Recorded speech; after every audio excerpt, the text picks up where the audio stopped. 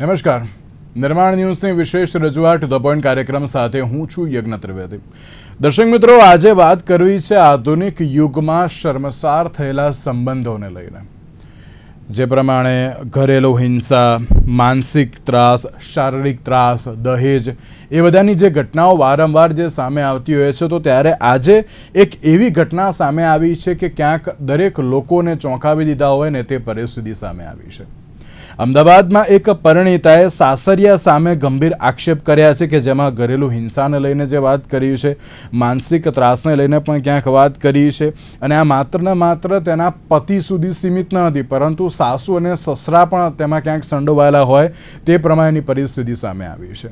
જે પ્રમાણે ફરિયાદ કરી છે કે જેમાં જે પૂર્વ જેલ સુપ્રિન્ટેન્ડન્ટ જે તેમના સસરા હતા તે વહુને ક્યાંક અત્યારે તો બીભત્સ જે બધી મશ્કરીઓ કરતા હતા અને અશ્લીલ માંગ કરતા હતા તેવી બાબત સામે આવી છે. સસરાએ માંગ કરી છે. પછી એક એવી પણ બાબત સામે આવી છે કે પતિ એ પોર્ન વિડીયો બતાવતો હતો, તો બીજી બાજુ સસરા એ હિડન કેમેરાથી નહાતા અને કપડાં બદલતા વિડીયો લેતા હોય ને તેવી બાબતો જે સામે આવતી હતી. અને આ તો ખબર પડી એટલે રાણી પોલીસ સ્ટેશનમાં ફરિયાદ દાખલ કરવામાં આવીને ફરિયાદને આધારે હવે પોલીસે પણ વધુ તપાસ હાથ ધરી છે. તો બીજી બાજુ જે પતિ સામે કેવી પણ ફરિયાદ દાખલ કરવામાં આવી છે કે એના લગ્ન કર્યા બાદ પણ અન્ય મહિલાઓ સાથે પણ સંબંધો હતા. સવાલ એ થતો છે કે અત્યારના સમયમાં આ પ્રમાણેના જે સંબંધો છે, આ પ્રમાણેની પરિસ્થિતિઓ છે અત્યારે આ તો મહિલા આગળ આવી, ક્યાંક સવાલ ઉઠાવ્યો, કમ્પ્લેન થઈ એટલે ખબર પડી કે આ પ્રકારની પણ અત્યારે તો જે ઘટનાઓ બનતી રહેતી હોય છે. તમામ મહિલાઓએ જો આ પ્રકારની ઘટનાઓ બનતી હોય તો આગળ આવવું એ બહુ જરૂરી છે અત્યારના સમયમાં, કારણ કે આ પ્રકારના જે તત્વો હોય ને તેમની સામે કાર્યવાહી થવી પણ એટલી જ જરૂરી છે.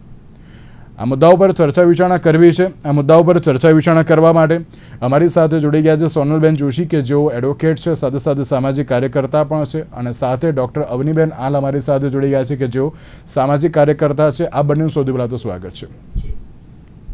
સોનલબેન, તમે અત્યાર સુધી ઘરેલું હિંસા, શારીરિક માનસિક ત્રાસ, દહેજ એ બધાના ઘણા બધા કિસ્સાઓ આપે જોયા હશે, પણ અત્યારના સમયમાં મેં જે રીતે કહ્યું ને કે અમદાવાદના રાણી વિસ્તારની જે આ ઘટના છે, 38 વર્ષીય જે પરિણીતાએ જે ગંભીર આક્ષેપો કર્યા છે, સોનલબેન એમ કહેવાય ને કે હવે તો આ ક્યાંક સંબંધોની મર્યાદાઓ ક્યાંક અત્યારે તો ઓળંગાઈ કે લજવાઈ ગઈ હોય ને એ પ્રમાણેની પરિસ્થિતિ છે કે જેમાં ચાલો પતિની બાબત તો અત્યારે આપણે દરેક લોકો જોઈએ, પણ સાસુ ને સસરા પણ અત્યારે આ પ્રકારના હોય, તેને લઈને સવાલ ઘણા બધા થતા હોય છે. આ ઘટનાને સૌથી પહેલાં તો આપ કઈ રીતે જોઈ રહ્યા છો?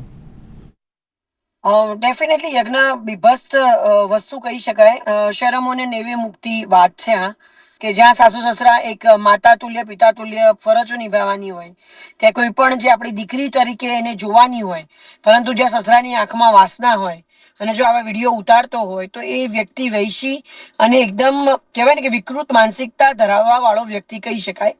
અને આવા સંજોગોની અંદર ઘણીવાર અમારી પાસે બહુ ઓછા પણ એકાદ હજારે આવો એકાદ કેસ અમારી પાસે પણ ઘણા બધા આવા કેસો આવેલા છે. પરંતુ ક્યાંય ને ક્યાંય યજ્ઞ જોવા જઈએ તો આ બધા ઘટનાઓના કારણે લોકો દીકરીઓને ઓલરેડી અત્યારે જન્મદર ઓછો છે, દીકરીઓને જન્માવું ખાલી માત્ર ને માત્ર ઉપભોગનું સાધન. ક્યારેય તમે વાતો કરવી કે મહિલા પૂજન, દુર્ગા પૂજન, પરંતુ શું દીકરીને જોવાની જે માનસિકતા છે એ માત્ર ને માત્ર ખાલી સેક્સ સુધી મર્યાદિત થઈ ગઈ એવી આ માનસિકતા વાળા જે લોકો છે એના માટે ચબડાક છે. બીજી વાત કે આપણે ભારતીય સંસ્કૃતિ પ્રમાણે સંયુક્ત પરિવારની વાત કરીએ છીએ.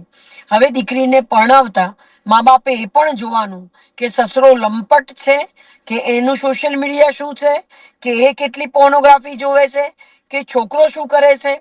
આ બધી જ વસ્તુઓ માટે કદાચ એવું કહી શકાય કે આવનારો સમય બહુ જ કપરો છે, લગ્ન જીવનના લીધે પણ, સંયુક્ત ફેમિલી માટે પણ, અને આવનારા સમયની અંદર લોકો પરિવાર સાથે જોડાયેલા રહે, સમાજ સાથે જોડાયેલા રહે એવા પણ સંજોગો બહુ ઓછા થઈ જશે.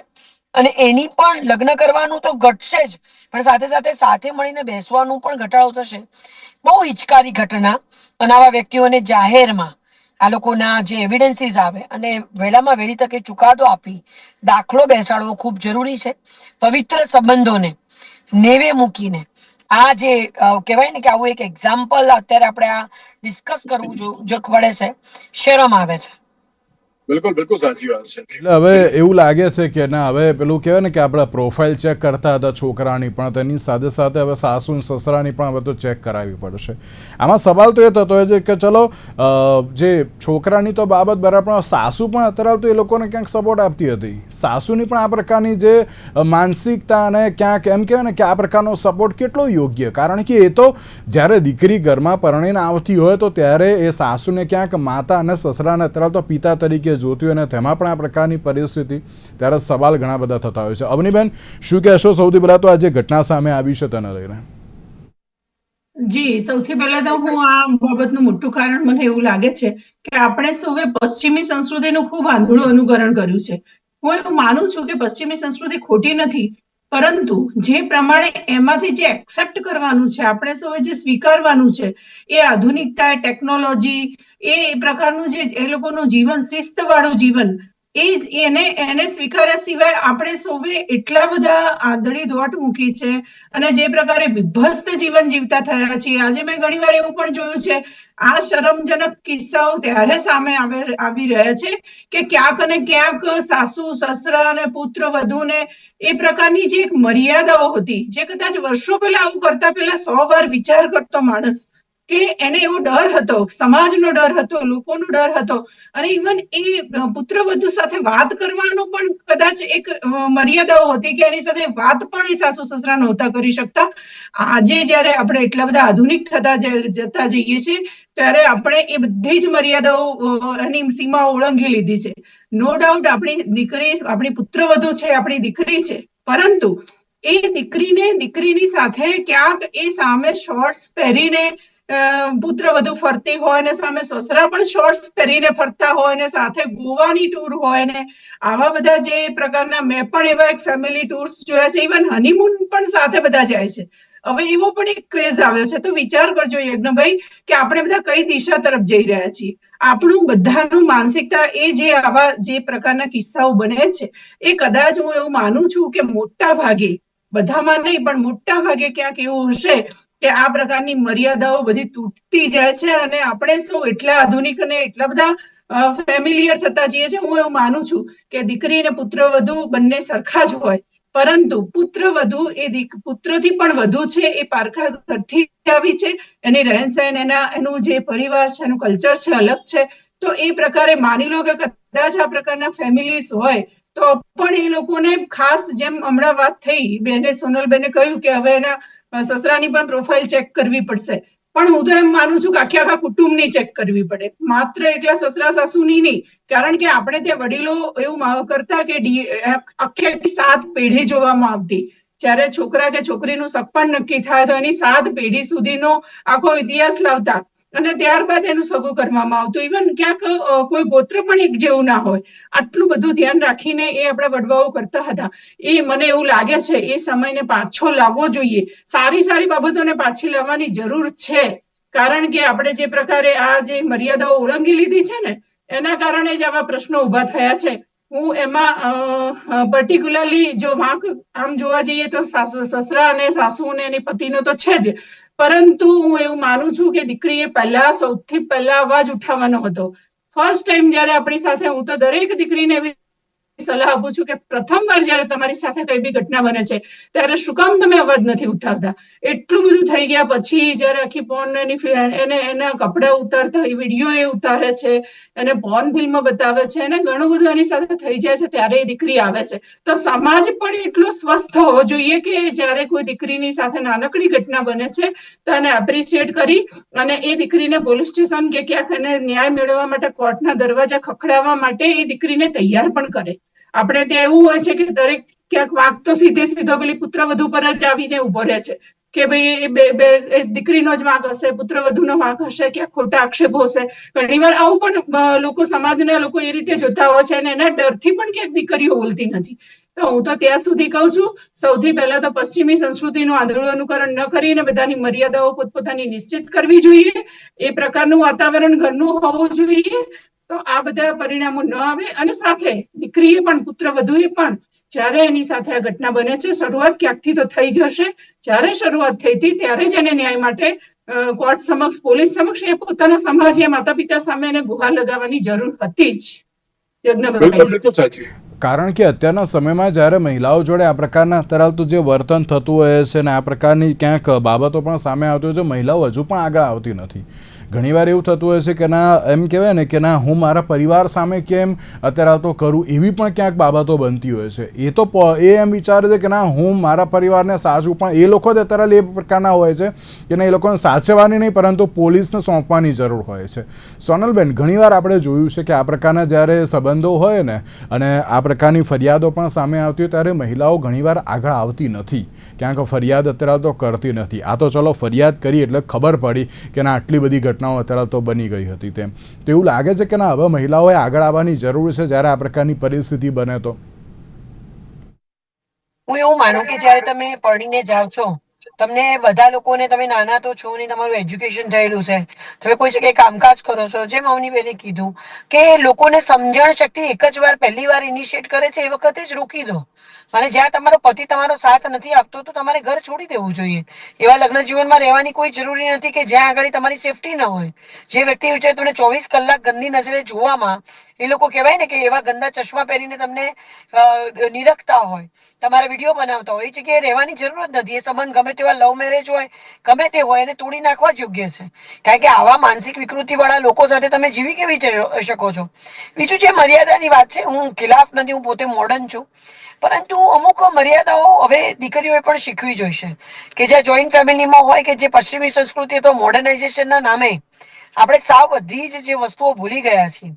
એ અમુક રીતે પહેરવું, ઉઠવું, બેસવું, બહુ ફ્રેન્ડશીપ હોવી, વાત કરવી, એક મર્યાદા હોવી જરૂરી છે. મારી પાસે ઘણા એવા કિસ્સા પણ છે કે છોકરો ને વહુ, પપ્પા દારૂ પીતા હોય, જોડે વહુ એ દારૂ પીતી હોય, અને પછી ચાર ઉઠીને માણસ બહેકી જાય અને કઈ અડપલું કરે તો કે પપ્પાએ તો આવું કર્યું. પરંતુ આપણે એ જગ્યાએ બેસવાની જરૂર જ નથી. જ્યાં તો ગુજરાતમાં તો દારૂબંધી છે એટલે આવા કિસ્સા ગુજરાતમાં જોયા છે.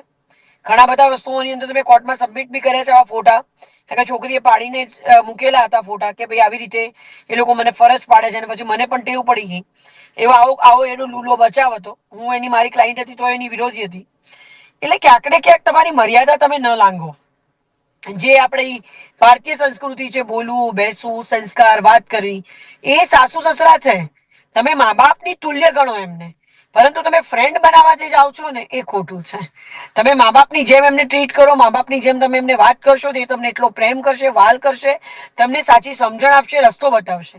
તમે મિત્રતાના નામે ચલો જઈને આવીએ, ચલો આમ કરીએ, પછી બધા નામથી બોલાવતા હોય, ચલ તું આમ કર, ચલ તું આમ કર, ટૂંકારાથી વાતો કરવી, ક્યાંક ને ક્યાંક સંસ્કૃતિ ખોવાઈ રહી છે.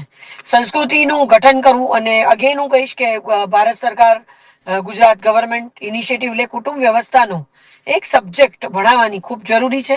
આવનારા સમયની અંદર આપણે ચીનની જેમ ને બીજા દેશોની, અન્ય દેશોની જેમ કે લગ્ન કરો તો તમને ઘર મળશે અને સ્કોલરશીપ પેલી મળે એવી રીતે તમને સબસિડી મળશે, એવી આપણે યોજનાઓ નહીં કાઢવી પડે.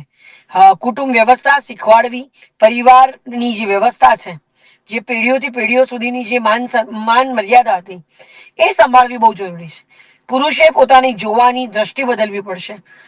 ઘણા એવા ગામ છે, ઘણી જગ્યાએ છે કે ભાઈ સસરા આવે ને એટલે બહુ બહાર અંદર ના આવે, એ બહાર જ ઉભી રહે. અથવા તો જ્યાં જતા હોય ત્યાં વાત કરતી વખતે એ મર્યાદા હોય કે વાત કરે છે, મારે આવી રીતે ત્યાંથી ન નીકળે. તમે શોર્ટ્સ પહેરીને તમે જાઓ છો સસરા સાથે છે તો ત્યાં જરૂરી નથી. તમે પછી અમુક પર્ટિક્યુલર મુવીઝના તમે વિરોધીઓ, તમે કહે છે કે ના અમારે તો પપ્પાને કોઈ પ્રોબ્લેમ નહીં, પરંતુ આપણે આપણી મર્યાદા ના લાંઘવી જોઈએ. આપણે દીકરી છીએ પણ મર્યાદા તો રાખીએ. ચડ્ડો પહેરો એનો વાંધો નથી, પણ ઢીચણથી નીચે તો પહેરી શકો ને. સાવતો મર્યાદા નીવે ન મૂકશો. એટલે ક્યાંક ને ક્યાંક આ બધી વસ્તુઓ સોનલબેન, તમારા મર્યાદાની વાત કરીને તો ઘણીવાર મહિલાઓ પણ એમ કહેતી હોય છે કે ભાઈ બધી મર્યાદાઓ અમારે જ કેમ રાખવાની, કે બધી મર્યાદાઓ અમારે કેમ, પણ ઘરની અંદર તો હોય. સાસુ સસરા ને બધા હોય, તમે એમ કહો હું તો બીકની પહેરીને જ ફરું, મારે કોઈ મર્યાદા નથી નડતી, હું બેસણામાં જઉં તો બીકની પહેરીને જ જઉં, તો આ તો એક શિસ્ત ને એક કહેવાય ને કે એક તમારામાં કટસી હોવી જોઈએ, એક સિવિલ સેન્સ હોવી જોઈએ કે ભાઈ આપણે આ સમાજની અંદર રહીએ છીએ તો એની અંદર તમે કોઈ તમારી પર મર્યાદા મૂકીને તમને પહેરવાની ના નથી પાડતા, તમે પહેરો ને. તમે ડેસ્ટિનેશન ઉપર જાઓ, તમે ફરવા જાઓ, તમે આ કરો, તમે કામ કરી શકો, એની જગ્યાએ બીજો તમે પહેરવેશ પહેરી શકો છો, ઘણી બધી વસ્તુઓ તમે અપનાવી શકો છો. એના માટે જરૂરી નથી કે તમે ચડ્ડાને જ તમારે અપનાવો, એટલે એ ક્યાંક ને ક્યાંક ખોટું છે. હું એવું માનું છું. એપ્રોપ્રિએટ ક્લોથ્સ એ એક તમારે મેનર્સ હોવી જોઈએ, કે જેમ તમે કહી શકો કે કોઈને બેસણામાં જવું છે અને તમે એમ કહો કે મને છૂટ છે, હું લાલ કલરના પહેરીને જઉં, તો એ ન ચાલે. ત્યાં વ્હાઈટ કપડા ને બ્લેક, એક આપણે ત્યાં આગળ આપણે શોક ને માટે જઈએ છીએ, શોક દર્શાવવા માટે જઈએ છીએ. ત્યાં લાલ કપડા ન હોય. કોઈને લગ્નમાં જવું હોય તો ત્યારે તમે લાલ પીળા કપડા પહેરીને જઈ શકો. એટલે એ સેન્સ હોવી જોઈએ. તમને રોકતા નથી, તમારી મર્યાદા નથી. તમારું બોડી પરફેક્ટ છે, નથી પરફેક્ટ, તમે બોડી શેવિંગ કશું નથી કરતા. તમે બીકની પહેરો, તમારે જેમ યોગ્ય લાગે એ પહેરો. પણ ઘરના રૂટીન કપડાની અંદર તમે પશ્ચિમી સંસ્કૃતિની જેમ સ્વતંત્રતાના નામે જે ધજાગરા કરો છો એ ખોટું છે. તમે જોડે જઈને બેસી જાઓ, જોડે બેસીને તમે વાત કરો, હાથથી અનનેસેસરી તમે તાલીઓ મારો, આ બધી વસ્તુઓ યોગ્ય નથી. અમુક મર્યાદા હોવી જોઈએ. ફ્રેન્ડશીપ હોય વાત બરોબર, અમુક મર્યાદા હોવી ખૂબ જરૂરી છે. જરૂરી નથી કે તમે ટચ જરૂરી નથી. ત્યાં અમુક વસ્તુમાં ડિસ્ટન્સ આપવું ખૂબ જરૂરી છે. ક્યાંક ને ક્યાંક એ સ્પર્શથી કોઈ વસ્તુ સ્પાર્ક થાય. ઘણા એવા અરે વેવાઈ જમાઈ વિચાર કરો, વેવાણને લઈને ભાગી ગયો. આ તમે કેવા કિસ્સા, અત્યારે હવે પહેલા કિસ્સા જોયા હતા આવા? એટલે આ બધી વસ્તુઓમાં ક્યાંક મર્યાદાઓ નડે છે. યજ્ઞ લોકોએ સમજવું પડશે, સંસ્કારો સમજવા પડશે. રૂઢિવાદી સમાજો છે, આપણને ઘણી વખત એમની વાતો ઘણી ખોટી લાગે છે, પરંતુ અમુક સમાજોમાં આવા કોઈ કિસ્સા બનતા જ નથી.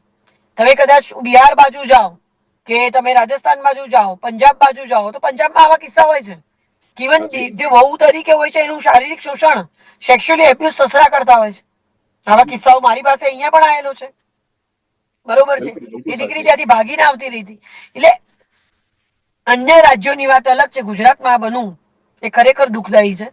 ઇવન ભારતમાં ક્યાંય ન બનવું જોઈએ. મારી દીકરીને એ જ રિસ્પેક્ટથી જોવાવી જોઈએ. એ બહુ મહત્વનું છે. જય યજ્ઞ.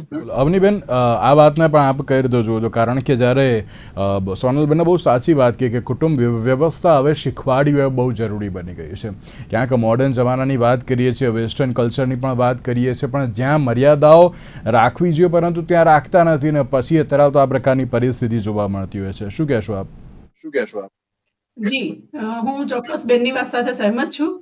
કેમ કે જે પ્રકારની ડિસિપ્લિન હોવી જોઈએ, કુટુંબમાં, ફેમિલીમાં એક ડિસિપ્લિન હોવી જોઈએ. અને સંબંધોની, દરેક સંબંધોની ડિસિપ્લિન છે. બેન ભાઈની સાથે બેન બેઠી હોય તો એનું પણ એક ડિસ્ટન્સ હોય ને એક મર્યાદા હોય છે. તો આ પ્રકારની જે આપણે ત્યાં જે કલ્ચર ઊભું થયું છે ગુજરાતની અંદર, એ જોતા મને હવે એવું લાગી રહ્યું છે કે આવા કિસ્સાઓ વારંવાર બનશે.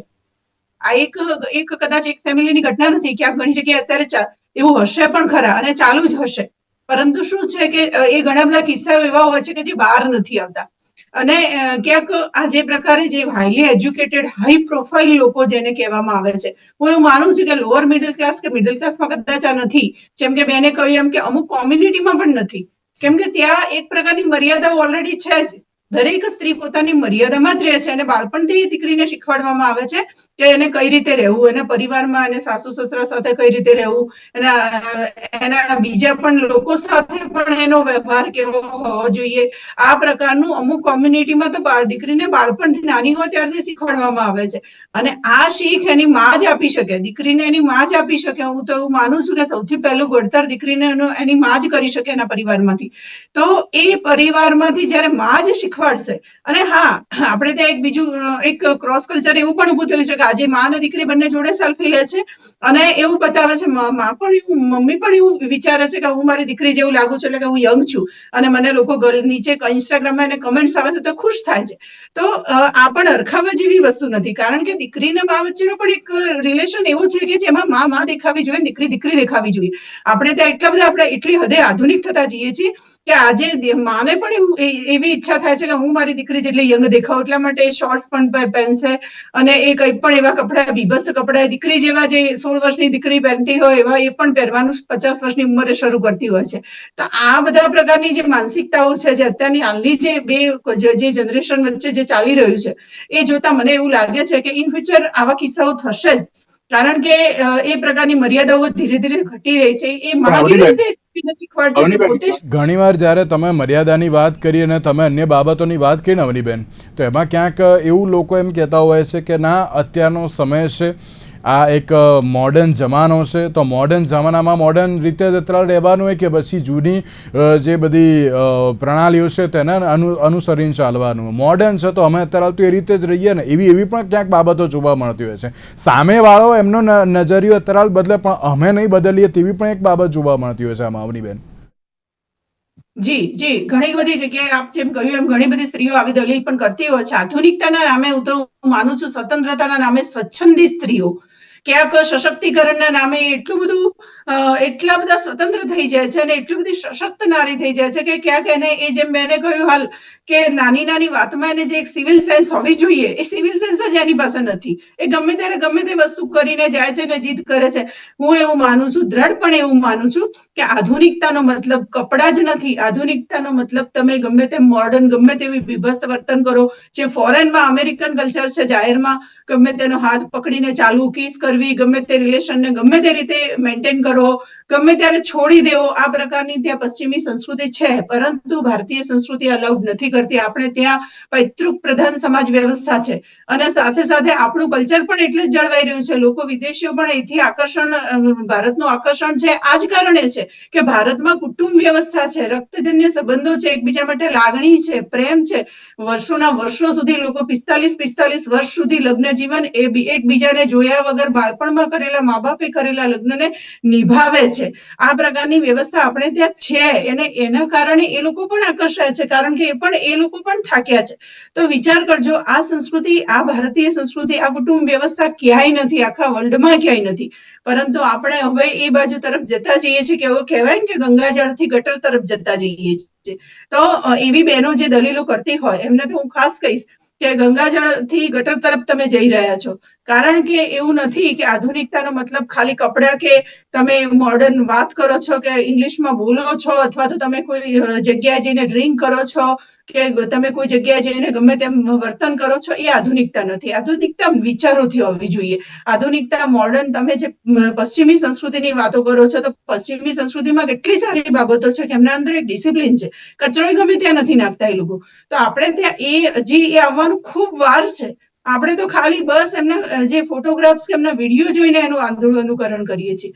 તો હું એવું માનું છું કે આધુનિકતાનો મતલબ એવો નથી કે તમે બધા સાસુ સસરા સાથે તમે બેસીને ડ્રિંક કરો અથવા તો તમે એમની સાથે ગમે તેવી વાતો કરો કે તાળી આપીને વાત કરો. એ આધુનિકતા નથી. આધુનિકતાનો મતલબ એ છે કે તમે વિચારોથી રિસ્પેક્ટ આપો. તમારા અંદર એક કેવો કોન્સેપ્ટ હોવો જોઈએ, ક્લિયર કોન્સેપ્ટ હોવો જોઈએ કે he is my father, he is like my father.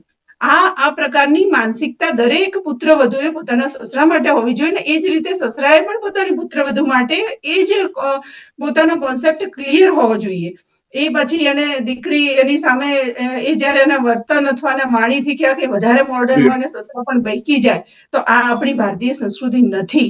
અને કુટુંબ પ્રબોધન જેવા વિષયો આપણી અલગ અલગ સંસ્થાઓ દ્વારા, આપણા સંગઠનો દ્વારા આ વિષયોને અમે મૂકીએ છીએ. અમે એના આખા દિવસના વર્કશોપ જેવા પણ એના કાર્યક્રમો થતા હોય છે. એટલે હું તો દરેક મા બાપને પણ એવી અપીલ કરતી હોઉં છું કે આપની દીકરીઓ અથવા આપને જેને દીકરીને લગ્ન કરવાની ઉંમર થઈ ગઈ છે તો મા અને દીકરીએ બંને સાથે આવા કુટુંબ પ્રબોધન જેવા વિષયો ઉપર જ્યારે વાત થતી હોય તો આવી ચર્ચા વિચારણામાં ભાગ લેવો જોઈએ અને બેસવું જોઈએ. આવા સંગઠનો સાથે પણ જોડાવવું જોઈએ કે જેથી ક્યાંક સારી વસ્તુ મળે. પણ આપણે ત્યાં હજી એ કલ્ચરમાંથી આપણે બહાર નથી આવ્યા. એ દુઃખની વાત છે. બિલકુલ સાચી વાત છે. તો હવે જોવાનું એ રહ્યું કે આધુનિક યુગમાં હવે સંબંધોની અત્યારે મર્યાદા અને જે શર્મસાર તો અત્યારે થયા છે, પણ તેની સાથે યોગ્ય રીતે દરેક લોકોને રિસ્પેક્ટ આપવાનું ક્યારે શરૂ થશે, મહિલાઓને એક રિસ્પેક્ટ ક્યારે મળશે, તે પણ હજુ સવાલ યથાવત છે. સોનલબેન અને અવનીબેન, આ બંનેનો આભાર અમારી સાથે આ ચર્ચા વિચારણામાં જોડાવા માટે. તો દર્શક મિત્રો, આજના વિશેષ કાર્યક્રમનું નામ છે. નમસ્કાર.